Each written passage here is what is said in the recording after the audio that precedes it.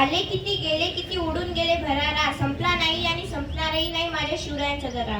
नमस्कार, मी वर्ग 8व्या मधील विद्यार्थिनी मानवी सुनील धोतरकर. आजच्या कार्यक्रमाचे अध्यक्ष, गुरुजन वर्ग व माझ्या मित्रमैत्रिणींना शिवजयंतीच्या शिवमय शुभेच्छा. अवघ्या मुठभर मावळ्यांना सोबत घेऊन ज्यांनी आभाळ व शौर्य गाजवले असे राजे शिवछत्रपती यांचा जन्म 19 फेब्रुवारी 1630 रोजी शिवनेरी किल्ल्यावर झाला. त्यांच्या आईचे नाव जिजामाता व त्यांच्या वडिलांचे नाव शहाजीराजे भोसले होते. जिजामातांनी शिवरायांवर उत्तम संस्कार केले व त्यांचे व्यक्तिमत्व आदर्श घडवले. वयाच्या 11व्या वर्षी शिवरायांनी स्वराज्य स्थापनेची प्रतिज्ञा केली व पुढे ती सत्यात उतरवली.